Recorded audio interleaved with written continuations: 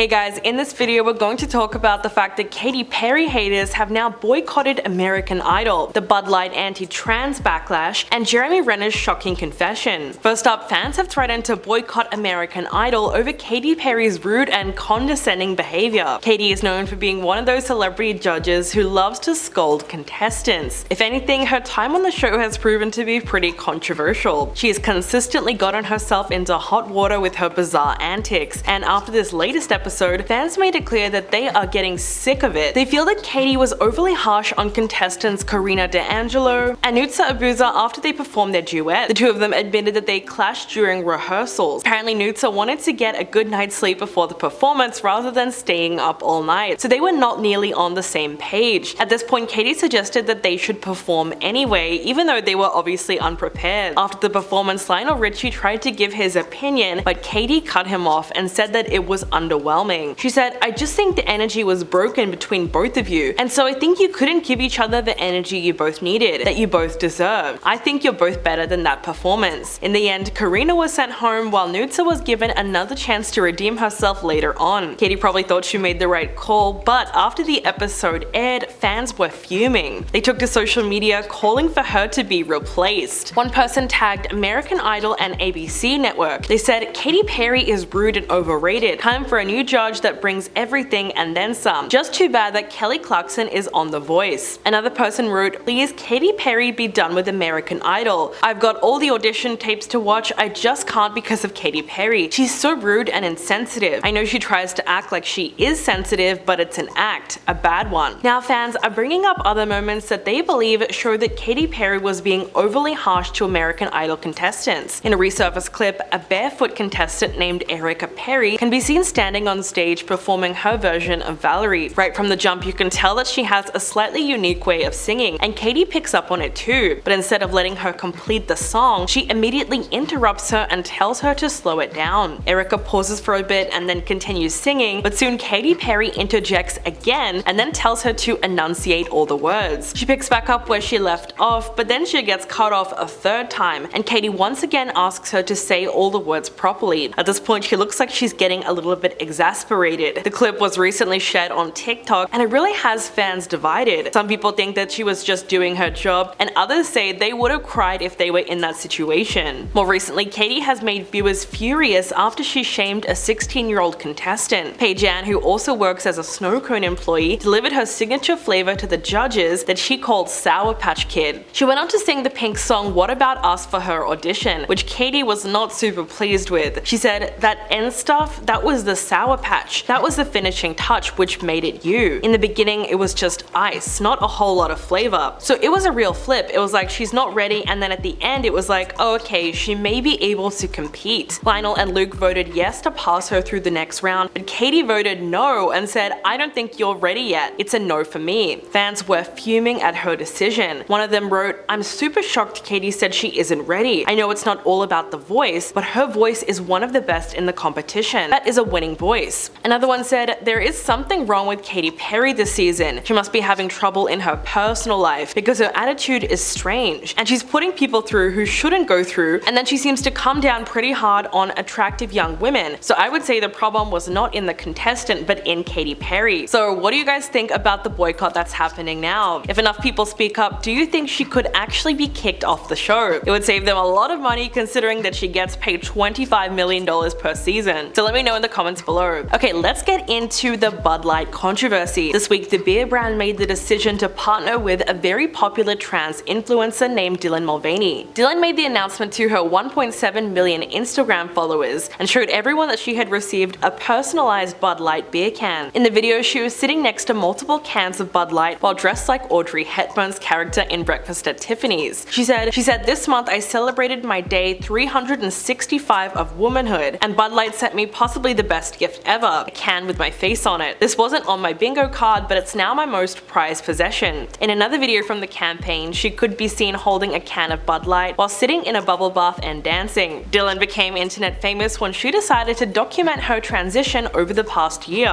Every day she would make a video and talk about the new things that she's learned about girlhood. Fans posted messages of congratulations. One person said, "Guess I have to start buying Bud Light again. We are all human, we all deserve representation. Thanks for being being an ally. People tweeted things like, "We love Dylan," and "Trans rights are human rights." But not everyone was celebrating. In fact, the campaign received an overwhelmingly negative response, and a lot of it was from people who actually drink Bud Light. The comment section of Dylan's video was flooded with thousands of anti-trans comments. They insisted that they would never drink Bud Light again and threatened to boycott the brand. One of those people was Kid Rock, who decided to take his anger out on a box of Bud Light cans. He posted a strange video wearing a dirty zip hoodie and a white MAGA hat. The whole thing was almost comedically embarrassing. He said, "Grandpa's feeling a little frisky today.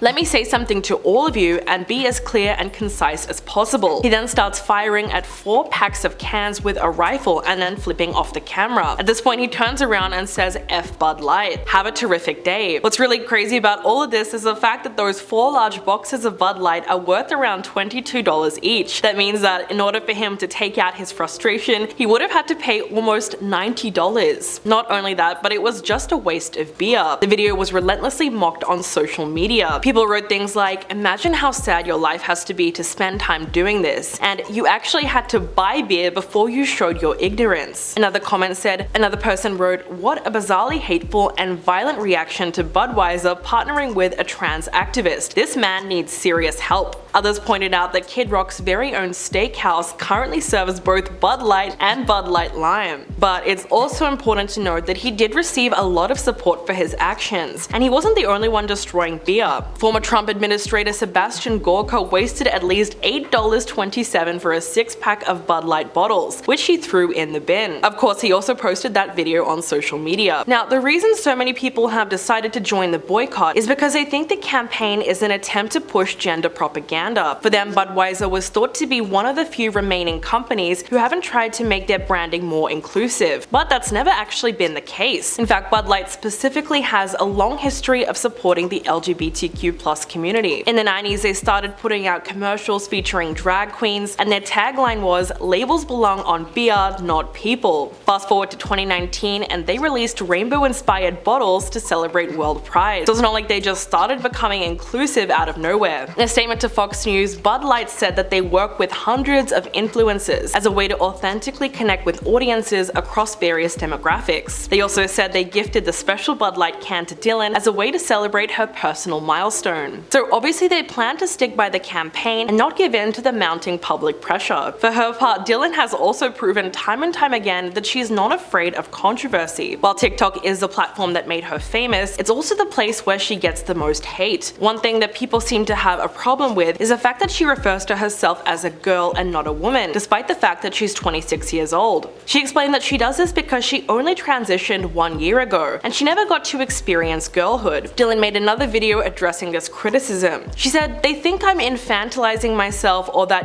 once you turn 18, you're no longer a girl. So I think some of that's rooted in transphobia." Then a few months later, she was criticized again after Tampax sent her a few boxes of menstrual products. They did this because she mentioned that she makes a habit of carrying them around in public just in case someone else needs them. But of course, people were not satisfied with this explanation. They sent multiple complaints out to Tampax, and Dylan eventually had to make a TikTok addressing the entire situation. She said, "The bigger problem is that you feel me carrying around a box of tampons a threat to you and your womanhood. How is someone doing something nice so repulsive to you?" Then in response to clips of her walking around in tight clothing, Dylan posted a video explaining that she often felt uncomfortable in public because people would stare at her crotch. She said, "Can we all just normalize women having bulges sometimes? We're coming up on bikini season and you might see a bulge or two, so normalize the bulge." As you would have guessed, this TikTok went viral, and it wasn't long before she got a ton of hate. Caitlyn Jenner was actually one of those people. She tweeted, "There is a difference between acceptance and tolerance, and normalizing exposing your genitals in a public way and a public place. I do not support that at all in the slightest." In response, Dylan accused her of using her platform to publicly degrade transgender people. She called Caitlyn a hypocrite and said, "The call is coming from inside the house," which is just a classic comeback. And lastly, let's talk about Jeremy Renner's shocking confession. The actor says that he was writing his final words to his loved ones after he got crushed by a snowplow earlier this year, so he 100% thought he was going to die. Jeremy recently spoke to Diane Sawyer during a very emotional interview. He admitted that dying alone would have been a horrendous way to leave this earth, and said he was incredibly thankful to his nephew for for being there. He admitted that he was actually writing notes on his phone, which he intended to be his last sentiments to his family. In a clip from the interview, he said, 8 ribs broken in 14 places. Right knee, right ankle broken, left leg tibia broken, left ankle broken, right clavicle broken, right shoulder broken, face, eye socket, jaw, mandible broken, lung collapsed. And after going through all of this, Jeremy remembered thinking about the lasting impact of his injuries. He said,